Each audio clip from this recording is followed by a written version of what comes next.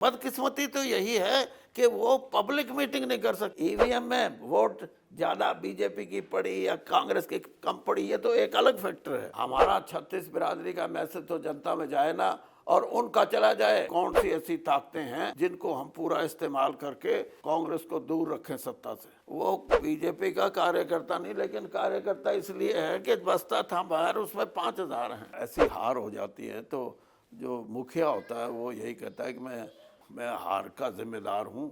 एक प्रोग्राम था कि सारी कांग्रेस एक होके गाड़ी में हरियाणा में घूमेगी। नहीं, भाजपा ने क्या कर दिया। सीएम बनने की बात नहीं है। मंथन कब तक चलेगा आपका? आप चीज, अब देखो, अब मैं 2-3 सवाल करूंगा, आप सर ना आप चिढ़ जाओगे, आप चुप जाएंगी बातें।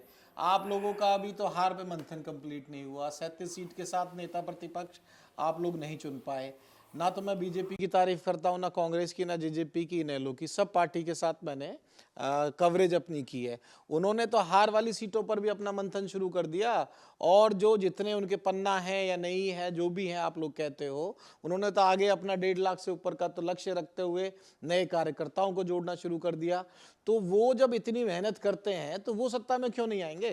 सिर्फ अखबारी बातें हैं कि मेहनत करते हैं, कुछ नहीं करते वो। अब मीटिंग हो रही है। एक मिनट सुन लो, मीटिंग से कोई मेहनत थोड़ी होती है। और नहीं नहीं, आप भूल जाओ। मीटिंग में रहा हूँ 10 साल उस पार्टी में, मीटिंग का कोई अर्थ नहीं। यानी ये एक ऐसी पार्टी है, मेरे लिए तो बड़ा अचरज था, आश्चर्यजनक बात थी कि ये बड़ी से बड़ी मीटिंग भी हॉल के अंदर करते हैं। मैं तो ये कहता था, अरे लोगों में जाओ भाई। मुझे भारतीय जनता पार्टी की किसी बड़ी मीटिंग का ऐसा स्वरूप बताओ जो किसी नेता की यादगार या किसी जातीय संत की यादगार। सबकी जयंती मनाते हैं। हाँ, यही तो, ये नहीं, बदकिस्मती तो यही है कि वो पब्लिक मीटिंग नहीं कर सकते। इसी आधार पे लोगों को जोड़ सकते हैं सिर्फ, और वो भी लोग जैसे जुड़ते हैं। आपने मोदी जी की अभी जो हरियाणा की सबसे ताज़ा पानीपत की, उसमें आपने देख लिया होगा कि जिन लोगों के लिए वो रैली थी उनको पता ही नहीं था क्या कारण है, क्यों आए हम। महिला तो पूरी जगह से पहुंची। महिला, मैं उन महिलाओं की बात कर रहा हूँ कि महिलाएं ये नहीं होती। भीड़ उसको बोलते हैं जो किसी पर्पस के लिए आए। मैं एक अपने तरह से पूछूं आपसे सवाल। देखो भाई, फ्रेशनेस की बात थी कि भाई 9.5 साल हो गए थे, एक सीएम साहब से कई नाराजगी या कोई पॉलिसीज थी, बदलाव की ओर हरियाणा बढ़ रहा था। तो भाजपा इतनी तरह से स्मार्ट वर्किंग करती है, उन्होंने विकल्प देना था, विकल्प उन्होंने आप लोगों पे छोड़ा ही नहीं कि आप किसका विकल्प बनाओगे नहीं बनाओगे, आप पुराने नामों पे लड़ते रहे। उन्होंने अपनी पार्टी में से एक फ्रेश यंग चेहरे को लाकर सामने रख दिया, जातिगत समीकरण, ओबीसी वोट बैंक भी साथ दिया, और जो फ्रेशनेस देनी थी। और फ्रेशनेस की बात मैं इस लिहाज से भी कर रहा हूँ, अगर आप मुझे करेक्ट कर देना, जहाँ तक मेरी इस पूरी रिपोर्टिंग और इसके बाद का आकलन है, 40 के करीब ऐसे विधायक हैं जो पहली बार चुनकर आए हैं। सीटों में जो बदलाव करना था, जो फ्रेशनेस और बदलाव की बात थी, जनता के हाथ से पहले ही भाजपा ने इंटरनल अपने सिस्टम में मुख्यमंत्री बदलकर, मुख्यमंत्री का चेहरा घोषित करके, विधायकों के टिकट काट के, विधायकों की टिकटों में बदलाव करके, ये जो फ्रेशनेस की जो एक डोज चाहिए थी हरियाणा को, वो खुद दे दी, और वो मौका भी आप लोगों से, कांग्रेस से छीन लिया। फ्रेशनेस ऐसे नहीं होती कि उनकी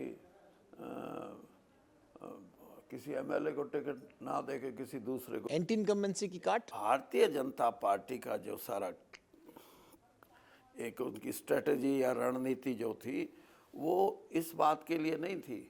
वो इस बात के लिए थी कि हम ऐसे लोगों को मैदान में उतारें जिनको लगे, लोगों को, वोटर को लगे कि ये एक खास सेक्शन ऑफ सोसाइटी को रिप्रेजेंट कर रहे हैं। ये जो उनकी रचना जो थी, जैसे मैंने अभी कहा कि जातीय आधार पे हरियाणा के लोगों को बांटने का एक प्रयास था बहुत बड़ा, और उस प्रयास में वो इस हद तक तो सफल हुए कि जात पात को बांट के वोट डलवा गए। लेकिन सामाजिक रूप से आज भी हरियाणा का आदमी एक है, सभी बिरादरियां एक हैं, और अब अल्टीमेटली ये रियलाइजेशन भी है कि हमारे को किसी न किसी रूप में कोई भी राजनीतिक दल, मैं तो कहता हूं कांग्रेस भी अगर ये कहे तो हम ऐसी चीज़ों के साथ ना जुड़ें जो जातीय आधार पे हमारे से वोट मांगे। और क्योंकि आप वोट तो दे दोगे, लेकिन जिस दिन आपस में घृणा पैदा हो गई, द्वेष पैदा हो गया, तो सारा तो समाज टूट जाएगा। स्ट्रेटेजी के हिसाब से मैं किसी को इंडोर्स नहीं कर रहा, ना मैं भाजपा का कोई इंडोर्समेंट है ना कांग्रेस की है, लेकिन उनकी स्ट्रेटेजी ऐसी है ना सत्ता में। भाई देखो क्या है, हम लोग एग्जाम देते हैं, पढ़ लिख के आते हैं, हमारी मार्किंग क्या होती है, कौन कितना ब्रिलियंट स्टूडेंट है वो इससे डिपेंड करता है, उसकी परसेंटेज कैसे आई, प्लेसमेंट कैसे हुई। आप लोग राजनेता हो, आप लोगों की मार्किंग कैसे होगी जब आप चुनाव में उतरोगे, कितने आपको वोट मिले, कितने आप सीट जीते, सत्ता में आपको जनता ने बैठाया नहीं बैठाया, कोई और भी मापदंड है किसी को अच्छा है बुरा या सक्सेसफुल या फेलियर बताने का?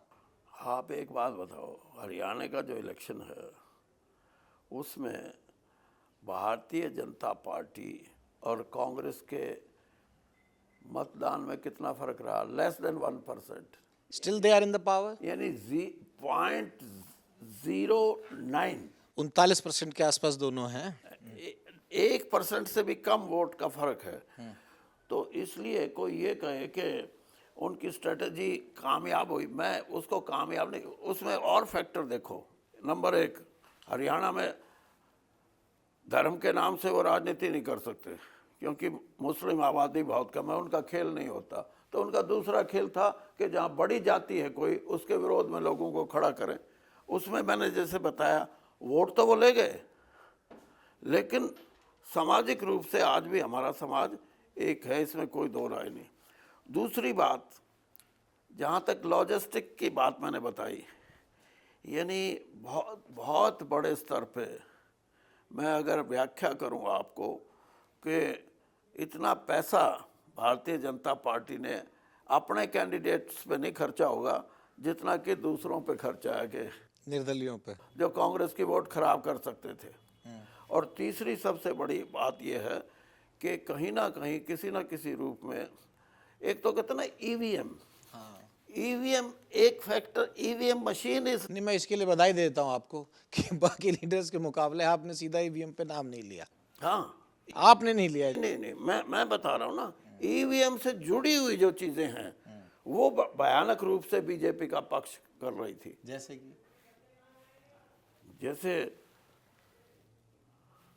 चुनाव अधिकारी 6 बजे पोलिंग खत्म होता है और 5 घंटे के बाद जो 6 बजे की फिगर्स हैं या 5 बजे की फिगर हैं, उनमें 8% की बढ़ोतरी।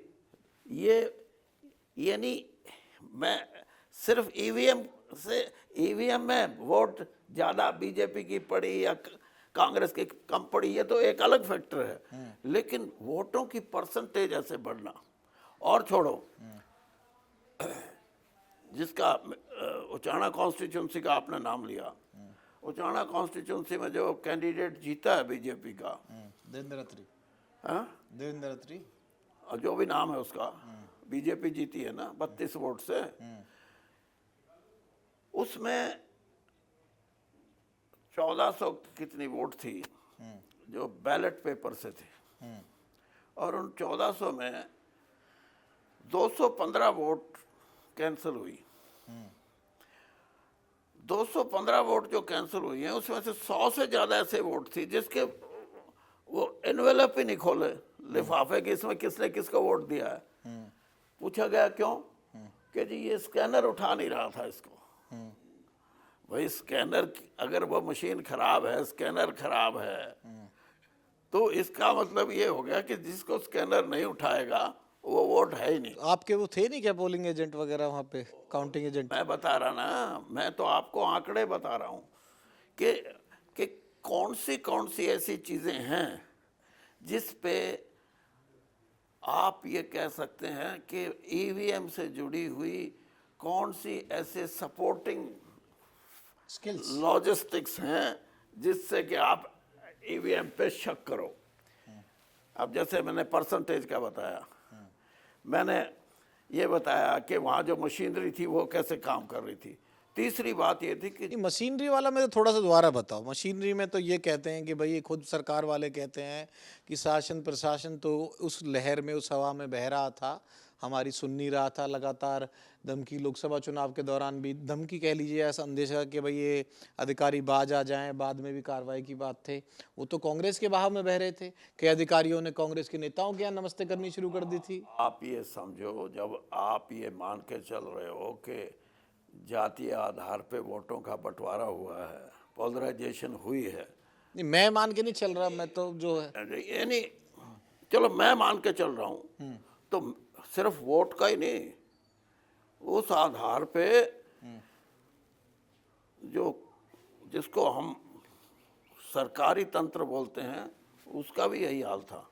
कार्यकर्ता कहाँ काम आते हैं, पोलिंग एजेंट कहाँ काम आते हैं, मैंने काउंटिंग एजेंट मैंने कहाँ बता काम आते हैं? ये बाद के तो बाद में तो फिर बहाना ही गुना जाएगा। ऐसे नहीं होता। उस समय क्यों नहीं कहा गया ये? नहीं कहा गया, क्यों नहीं कहा गया? तो मीडिया ने नहीं दिखाया आप लोगों को? क्या मीडिया ने आज तक बात नहीं पहुंचाई है, मीडिया आपको नहीं एक्सेसिबल था? नहीं, मीडिया ने पहुंचाई क्यों नहीं? मैं तो खुद पोलिंग काउंटिंग पे गया था जब ये देखा गया कि जो अब ब्रजेंद्र तो मना कर रहे थे, उनका एक बयान निकले कि भाई क्या ईवीएम को लेके उन्होंने कहा कि नहीं, मुझे नहीं लगता कोई ईवीएम की। ईवीएम, फिर आप मेरी बात को समझ नहीं रहे। समझ गया, आपने कहा कि कोई स्कैनर वाली बात। नहीं, स्कैनर भी छोड़ो, मैं फोर्सेस, ईवीएम के साथ जुड़ी जो ताकतें थी, ईवीएम चलाने वाले सरकारी तंत्र और बैलेट जो पेपर थे उनकी गिनती, वो उसमें क्या क्या चीज़ें अनिवार्य थी, वो सारी चीज़ें। और फिर जैसे मैंने कहा आपको कि तंत्र जो सरकारी तंत्र था उसको भी बड़ा भारी तौर पे पोलराइज हुआ था। वो मानो ना मानो, मैं ये मान के चलता हूँ कि ये कहना सिर्फ कि वोटर ही पोलराइज था ना, हरियाणा का हर आदमी पोलराइज था। पोलराइजेशन इस हद तक थी कि जो प्रजातंत्र के लिए दुर्भाग्यपूर्ण है। फिर आप लोगों का कहाँ सोल्यूशन था? आप 36 बिरादरी की सरकार लाने की बात करते हो, मैसेज आप जनता में दे ही नहीं पाए, इसका मतलब? नहीं, आप हमारा 36 बिरादरी का मैसेज तो जनता में जाए ना, और उनका चला जाए कि समाज को बांट दो। नहीं, एक मिनट, नहीं, ऐसे नहीं है। आप सिर्फ why do you blame Congress only? We are not responsible for this. The government which was in power, they are highly one-sided in a way कि हम बीजेपी को कैसे रिटेन करें। बीजेपी को रिटेन करने का मतलब ये था कि कौन सी ऐसी ताकतें हैं जिनको हम पूरा इस्तेमाल करके और कांग्रेस को दूर रखें सत्ता से, और ये हुआ है। और मैंने जैसे बताया उसमें 4-5 चीजें हैं। पोलराइजेशन आ गया, पोलराइजेशन है, बता दिया, पैसा, तंत्र का बता दिया, पैसा बता दिया। और क्या चाहिए? कांग्रेस रोक क्यों नहीं पाई इन सब चीजों को? कैसे जैसे पार्टी जो एक लहर में सवार थी। आप क्या समझते हो? भारतीय जनता पार्टी गोवा जैसी स्टेट हो, मणिपुर जैसी स्टेट हो, कितनी ऐसी स्टेट हैं जिनकी सरकारें तोड़ने के लिए, यानी पैसे की ताकत, आप पैसे की उनकी सोच देखो कि मैं एमएलए हूँ,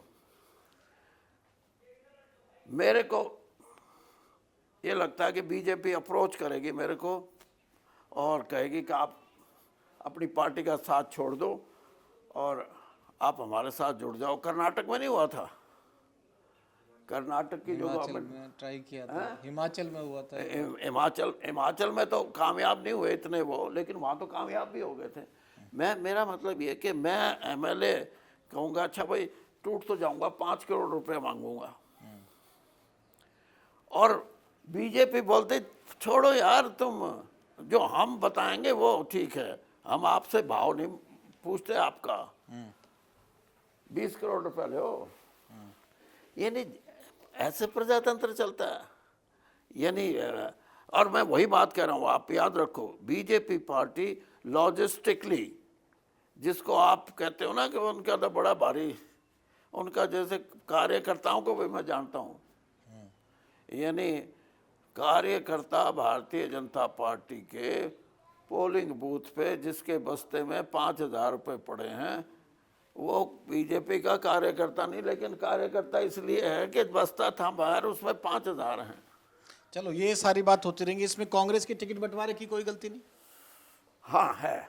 कितने परसेंट, कितने गलत टिकट? सबसे बड़ी गलती तो ये है कि कोई ये फार्मूला नहीं होना चाहिए सिटिंग गेटिंग। और आपने रिजल्ट भी देख लिया होगा, 28 आदमियों में से 13 आदमी कांग्रेस के चुनाव आ रहे हैं जो सिटिंग एमएलए थे। आला कमान की गलती, कंट्रोल रखना।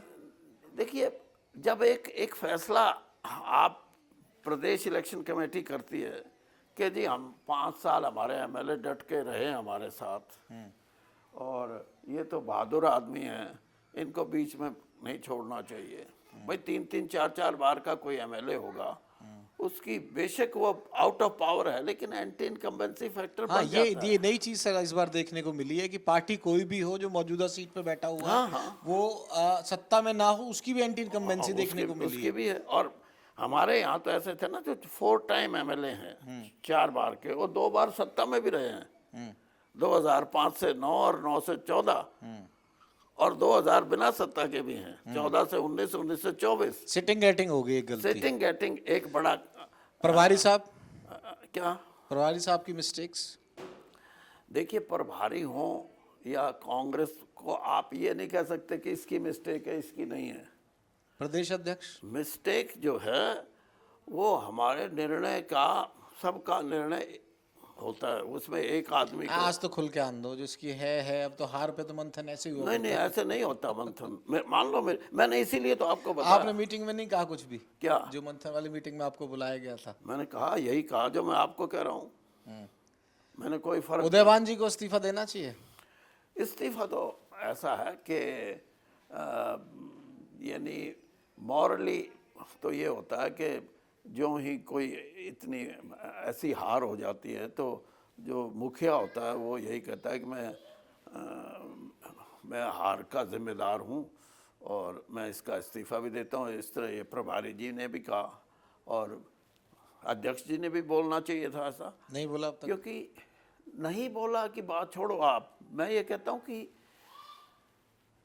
ये सवाल राजनीति में एक अच्छे जेस्चर होते हैं। ये कोई ज़रूरी नहीं होता कि एग्जाम्पल सेट करने की या अपनी तरफ से करने की हाँ बात होती है। हाँ कि भाई ठीक है। हुड्डा साहब के हाथ में भी काफी कमान थी, क्या हुड्डा साहब का भी कुछ ना कुछ इसमें आकलन करना या ओवर हुड्डा तो सारा ही हुड्डा था, और कौन था?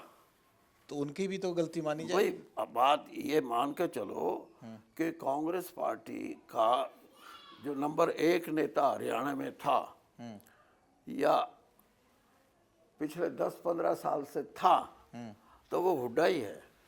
तो गलती वो 1 नंबर का कांग्रेस का लीडर है हरियाणा में। और वो तो ये भी है कि लोगों का विश्वास था कि हुड्डा जी के साथ कांग्रेस जुटी हुई है और अच्छे परिणाम आएंगे। और ये भी सही है कि जैसे सिटिंग गेटिंग है, अब वो सीएलपी लीडर हैं, वो तो यही कहेंगे कि मेरे सभी एमएलओ को दो, इन्होंने 10 साल संघर्ष किया है पार्टी सत्ता से बाहर होके। तो हुड्डा के बारे में तो ये बोलना नहीं चाहिए आपको कि वो था या नहीं था, वही था सब कुछ। मतलब कांग्रेस का नंबर 1 कोई अगर लीडर था। शैलजा जी का नाराज होना इलेक्शन के समय, इतना प्रखर होकर आना। देखिए शैलजा जी का नाराजगी की बात भी कहीं ना कहीं डैमेज ऐसा होता है कि ऐसी चीज़ें ट्रैवल ज़्यादा करती हैं। लेकिन मैं इतना ज़रूर कहूँगा कि आज के ज़माने में जो ये आपसे भी आगे चल रहा है ना सोशल मीडिया, ये ज़्यादा डैमेज करता है। इंटरव्यूज आपकी खबर तो बाद में सवालों का पहले चली जवाब जाती उन्होंने भी तो नहीं छिपाई ना अपनी बात। क्या? देखो मैं बिल्कुल साफ बात कर रहा हूँ कि जब इंटरव्यूज की बारी आई तो उन्होंने बात छुपाई नहीं, हुड्डा साहब की तरफ से भी नहीं। आपके पीस मेकर बन के राहुल गांधी साहब गए, एक मंच पे एक प्रयास हुआ जब दोनों हाथ असंध में उठवाए गए। कहाँ आप लोग भी ऐसा यूनाइटेड का मैसेज दे पाए? इन चीज़ों से कुछ नहीं यार फर्क पड़ता। ये तो बातें हैं कहने की, ये हाथ उठा के फिर भी ना लोग वोट दें फिर भी विरोध करें तो क्या, ये जेस्चर से कुछ नहीं मतलब। आप मान के चलो कि कहीं ना कहीं जो कमियां थी वो इस बात के लिए नहीं थी कि ये सारे इकट्ठे क्यों नहीं हुए। मैं तो ये भी कहता हूँ, और मैंने सुना है, मैं तो कांग्रेस में बहुत दिन के बाद आया था ना, कि ये बनी थी, एक प्रोग्राम था कि सारी कांग्रेस एक होके गाड़ी में हरियाणा में घूमेगी, और हरियाणा के लोगों को भी ये मैसेज जाएगा कि कोई आपस की फूट नहीं है, सब इकट्ठे हैं। लेकिन आपको याद होगा 20 दिन चुनाव पहले करा दिया गया। एक वो हिस्सा था सोच का कि कांग्रेस के सभी लीडर 3 दिन वोटिंग फिर पोस्टपोन भी हुई। नहीं, वोटिंग पोस्टपोन होने का नहीं, वो कोई चुनाव के दौरान थोड़ा था, वो तो चुनाव शुरू होने से पहले की बात थी कि कांग्रेस एक यात्रा करेगी, सारी कांग्रेस हरियाणा के साथ चलेगी, उसका एक अच्छा मैसेज जाएगा। तो वो चुनाव एकदम 20 दिन पहले डिक्लेयर हो गए, तो वो सारा वो जो कार्यक्रम का हिस्सा था वो नहीं हो सका। और उसमें भी बीजेपी की गलती है। हाँ? आप लोग कांग्रेस वाले निकल नहीं पाए साथ में, आप कह रहे हो कि चुनाव पहले हो गए, उसमें तो फिर मौका तो था। नहीं कहाँ मान लो जो साहब फिर इतने आप सीनियर वही लीडर बात, हो, एक गलती तो है ना कांग्रेस की एक अपनी मिनट चीजों एक की। मिनट ऐसे नहीं होता। जब चुनाव चल पड़ता है ना, फिर आप वो बातें उठा के नहीं चल सकते जी चलो चुनाव तो चल रहा है, अब सारे लीडर 3 दिन यही काम करो, ऐसा कोई नहीं।